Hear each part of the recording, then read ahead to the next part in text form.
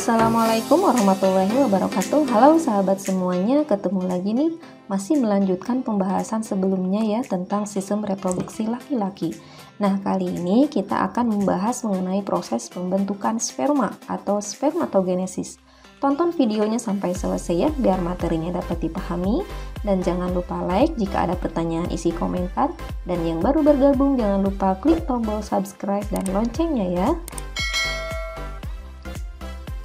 Sahabat, udah tahu kan bahwa tanda sistem reproduksi pada laki-laki yang telah matang adalah keluarnya cairan mani dari penis.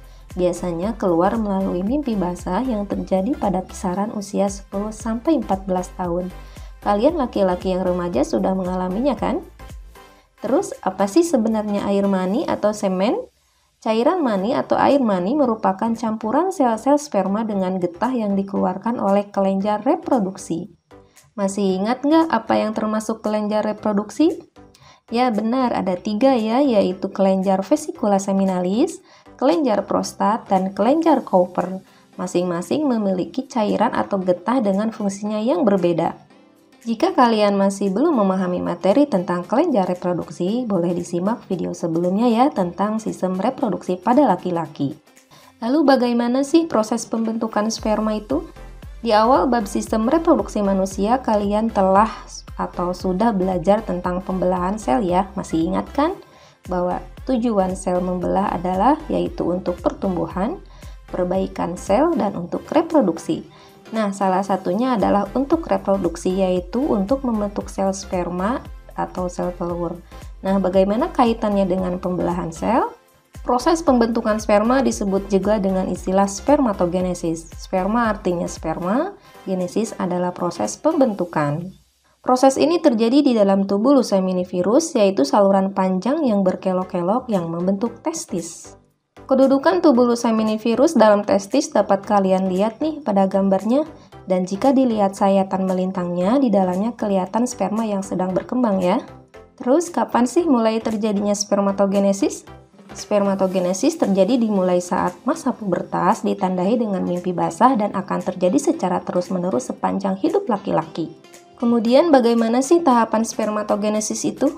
Spermatogenesis itu terjadi secara bertahap ya, dimulai dari pembentukan sel induk sperma atau spermatogonium yang bersifat diploid yang berasal dari sel-sel germinal.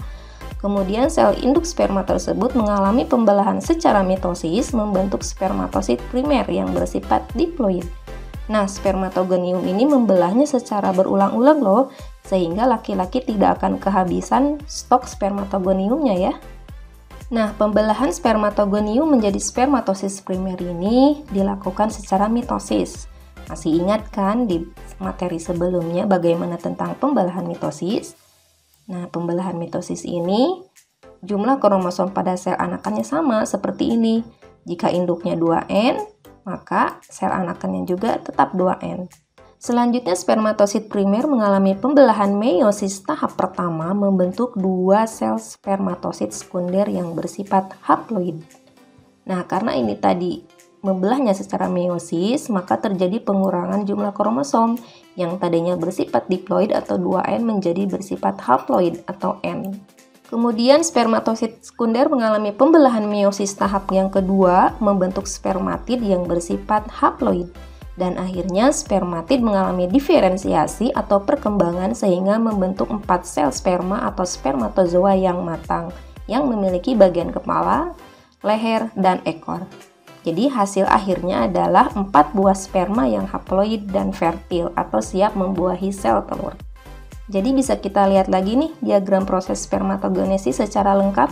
Dimulai dari spermatogonium yang bersifat diploid, membelah secara mitosis, menghasilkan spermatosit primer yang bersifat diploid. Kemudian spermatosit primer mengalami pembelahan meiosis pertama menghasilkan spermatosit sekunder yang bersifat haploid. Di sini sudah terjadi pengurangan jumlah kromosom. Kemudian spermatosit sekunder mengalami pembelahan meiosis kedua menghasilkan spermatid yang bersifat haploid. Dan akhirnya spermatid mengalami perkembangan membentuk spermatozoa yang sudah matang sehingga hasil akhirnya dari satu spermatogonium menghasilkan 4 buah sperma yang matang dan fertil. Selama spermatogenesis, sperma yang sedang berkembang itu didorong perlahan dan bergerak menuju epididymis loh. Nah, di epididymislah terjadi pematangan sperma sampai memiliki kemampuan bergerak. Waktu yang dibutuhin mulai dari spermatogonium membelah sampai menjadi sperma yang matang itu sekitar 65-75 hari loh. Cukup lama ya. Dan kurang lebih 100 juta sperma diproduksi di testis setiap harinya dengan ukuran panjang sekitar 0,05 mm. Nah sahabat, coba jawab pertanyaan berikut. Berdasarkan gambar di samping ini, bagian yang ditunjuk dengan nomor 2 namanya apa ya? Ya benar, jawabannya adalah spermatosit primer. Kenapa? Karena spermatosit sekunder itu adalah bagian nomor 4. Kemudian soal berikutnya, proses yang terjadi di bagian nomor 3 terjadi pembelahan sel secara apa ya?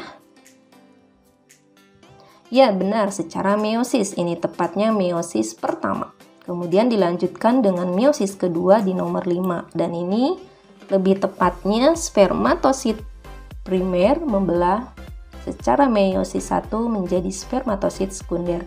Selanjutnya berdasarkan gambar yang sama, bagian nomor 7 dinamakan apa ya? Ya benar, jawabannya adalah spermatozoa, sedangkan spermatid itu ditunjukkan oleh nomor 6. Nah, spermatid ini belum memiliki bagian yang lengkap dan kemampuan bergeraknya belum sempurna. Bisa kita lihat ya sahabat, bagian proses spermatogenesis yang lengkap seperti yang tadi sudah dibahas.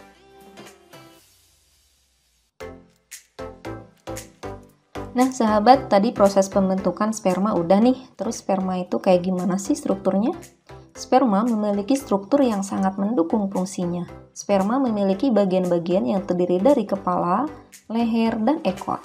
Di bagian kepala sperma terdapat inti sel yang mengandung materi genetik yang bersifat haploid yang dilindungi oleh akrosom. Akrosom tersebut mengandung enzim hyaluronidase dan protease. Enzim tersebut membantu sperma ketika menembus selaput di pelindung telur. Kepala sperma tersebut berbentuk lonjong dan runcing agar mudah menembus dinding sel telur yang sangat keras. Kemudian di belakang kepala sperma terdapat badan yang mengandung banyak mitokondria. Mitokondria tersebut berfungsi sebagai penyedia energi bagi sperma untuk bergerak. Kemudian paling ujung adalah bagian ekor yang berfungsi untuk pergerakan sperma. Oke, semuanya udah dijelasin ya tentang sistem reproduksi pada laki-laki, mulai dari organnya, hormonnya di video sebelumnya, dan di video kali ini yaitu tentang proses pembentukan sperma. Kemudian bagaimana sih tentang sistem reproduksi wanita? Simak di video berikutnya ya, pantau terus channel ini. Terima kasih. Assalamualaikum warahmatullahi wabarakatuh.